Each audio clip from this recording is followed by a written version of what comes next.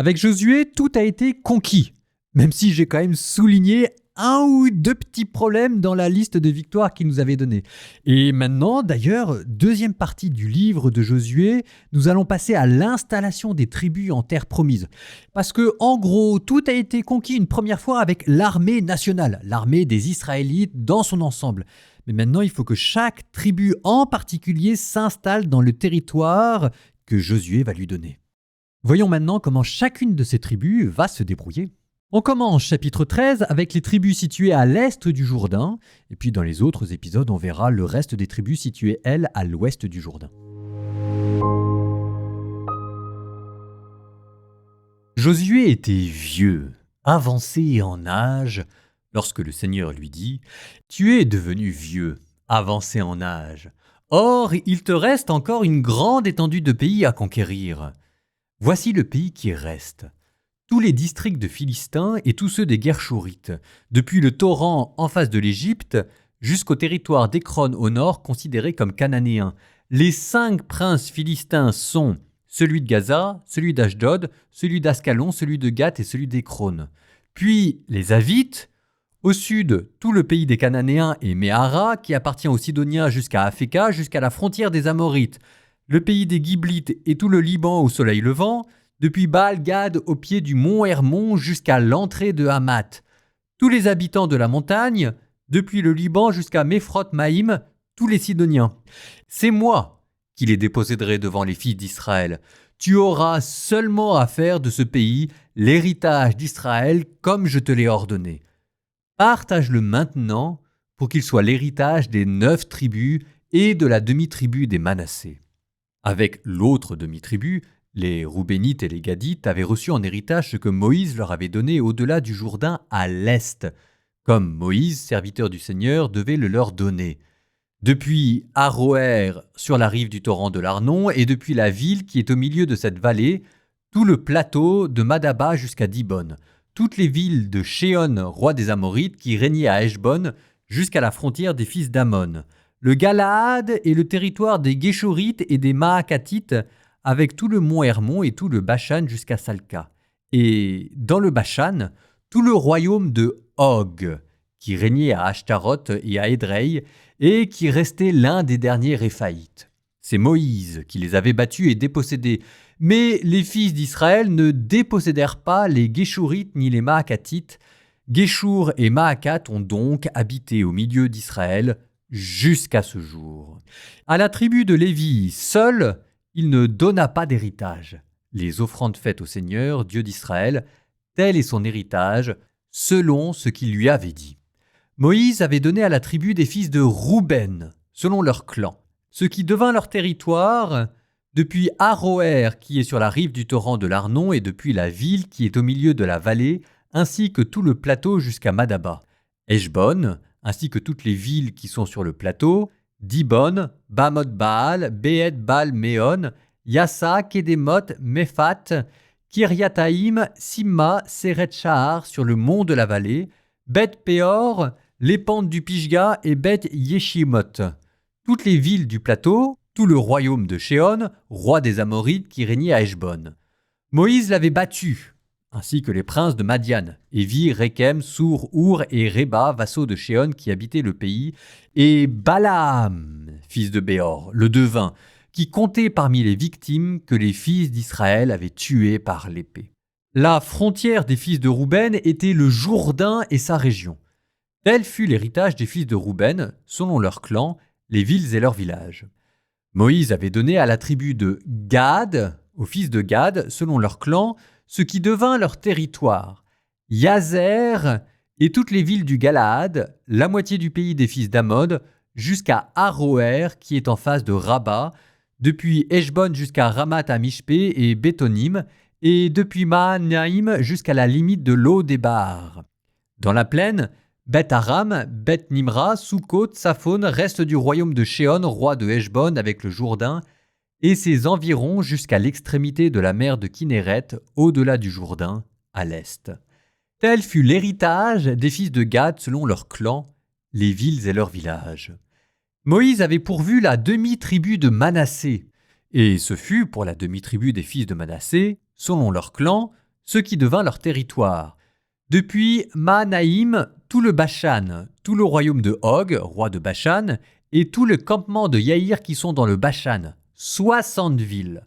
La moitié du Galaad, Ashtaroth et Édrei, villes du royaume de Og dans le Bashan, furent pour les fils de Makir, fils de Manassé, c'est-à-dire pour la moitié des fils de Makir, selon leur clan. Voilà ce que Moïse avait donné en héritage dans les steppes de Moab, au-delà du Jourdain, à l'est de Jéricho.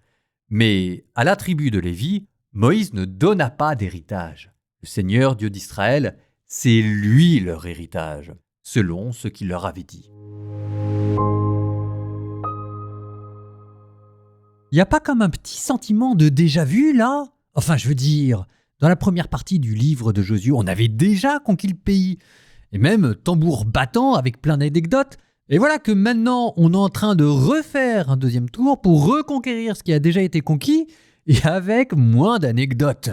Eh ben oui, mais derrière, il y a une vérité assez profonde. Dieu, avec Josué, a commencé par combattre et vaincre les rois principaux, et maintenant il vous laisse les petits rois clés à votre tâche. C'est à chaque tribu de terminer le travail. Alors vous allez me dire, très bien, mais moi, en quoi ça me concerne? Eh bien, ça vous concerne directement. Parce que derrière Josué, je vous rappelle qu'il y a Jésus. Et derrière le peuple hébreu qui s'installe en Terre Sainte, il y a vous qui voulez conquérir le paradis. Bon, de même que Josué avait déjà conquis tout le territoire, de même Jésus a déjà sauvé le monde. Comme Josué, il a traversé le Jourdain, comme Josué, il a abattu ses ennemis, sauf que là c'était le diable, le monde, et c'était la mort. Et comme Josué, il vous laisse terminer le travail. Et ça fait partie de notre dignité. Il y a un adage chez les pères de l'Église, les premiers chrétiens, qui disait « L'homme s'est sauvé sans Dieu, mais Dieu ne sauvera pas l'homme sans lui ». Ce qu'on appelle s'approprier le salut. En imitant Jésus, en croyant en lui, il a répandu sa grâce dans nos âmes et nous savons que nous avons les moyens du salut. Mais encore faut-il les faire nôtres. Il ne suffit pas simplement que sa grâce soit dans notre âme, il faut qu'elle passe, si jamais je pouvais dire, à travers tous les pores de notre peau, à travers tous nos muscles, à travers nos yeux, à travers nos mains. Il faut que nous la fassions nôtre en nous engageant à sa suite et en posant de manière concrète des actes de foi, des actes de charité pour que la grâce qui est en nous soit une grâce en acte. Dieu nous donne le salut, mais il faut encore que nous le recevions et notre manière de le recevoir, si jamais vous me passez l'expression, c'est de nous y coller aussi. On appelle ça la coopération. L'œuvre principale vient de Dieu, comme Josué, et l'œuvre secondaire, c'est la nôtre. Il faut qu'on participe. Alors c'est moins exaltant.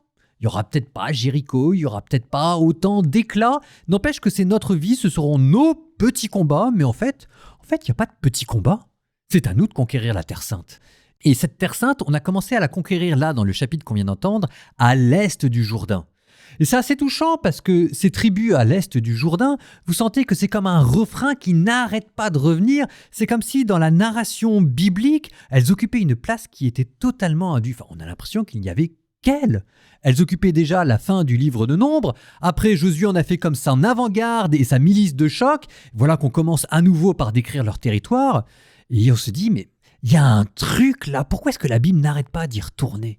Eh bien oui, mais si vous regardez l'histoire sainte d'Israël, Juda, on sait ce que c'est devenu. Ils ont fini par conquérir Jérusalem et c'est de cette tribu qu'est né David.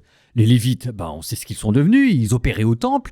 Joseph, c'est plus compliqué, on hésite entre les Samaritains et le royaume disparu du nord, mais on a des traces. Mais les tribus à l'est du Jourdain, en fait, c'est très curieux parce que manifestement, elles faisaient partie des plus braves.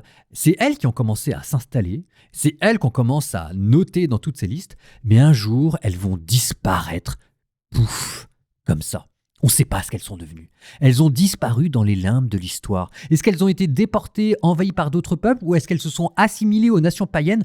Aucune idée. Elles se sont tout simplement évanouies. Et on comprend que comme un refrain lancinant qui vient et qui revient sans cesse chapitre après chapitre, à travers ces deux tribus ennemies manquantes, en fait c'est un souvenir hante le récit biblique. Et en fait c'est pour ça qu'on n'arrête pas d'y revenir. C'est comme si jamais il y avait un cadavre dans le placard de l'histoire d'Israël. Mais que sont-elles devenues ? Ça nous fait penser à quoi ? Ça nous fait penser à tous ces peuples chrétiens qui eux aussi ont disparu dans la nature. Regardez par exemple le nord de l'Afrique sous l'Empire romain, ils étaient chrétiens. Ils sont passés où les chrétiens de l'Empire nord-romain? Ils ont disparu. Ou alors c'était toutes ces personnes qui nous ont marqués dans notre vie parce qu'elles nous ont donné des bons conseils, elles nous ont montré le chemin et puis tout d'un coup, pouf, elles se sont évanouies. Elles ont craqué, elles ont perdu la foi, elles sont parties sur un autre chemin et nous ressentons quand même leur absence. Elles nous manquent comme manquent aux tribus d'Israël ces 2 tribus ennemies à l'est du Jourdain. C'est un avertissement de la part de Dieu. Faites attention. Il ne suffit pas de bien commencer, il faut encore bien terminer. Il faut tenir le combat, comme dit saint Paul, le beau combat jusqu'au bout. Jésus qui vous dit, c'est par votre persévérance que vous serez sauvés. Celui qui persévérera jusqu'au bout, celui-là sera sauvé. C'est une grande grâce. Nous terminons par une prière, justement, pour demander la grâce de la persévérance. Au nom du Père et du Fils et du Saint-Esprit. Seigneur tout-puissant et infiniment bon, toi qui es la source de la lumière, je viens à toi. Nous te demandons, Seigneur, dans les épreuves de ma vie, quand je suis fatigué, quand je suis dans le doute, quand les tentations m'assaillent, quand j'ai envie d'abandonner, quand j'ai envie de craquer, quand j'ai envie de m'enfuir et de m'évanouir dans la nature. Donne-moi une foi qui soit solide. Une foi qui ne chancelle pas devant les vents contraires, qui me permette de tenir bon. Seigneur, je te demande d'ancrer dans mon cœur la charité qu'elle soit ancrée jusqu'au bout, que ce soit un amour inlassable qui sans cesse, tout le temps, partout, toujours, cherche à faire le bien à l'état pur, et que ce soit mon acte d'adoration envers toi, et que mon dernier souffle soit pour toi, Seigneur. Aide-moi à voir ton visage jusqu'au bout. Et vous, que le Seigneur vous bénisse et vous garde, le Père, le Fils et le Saint-Esprit.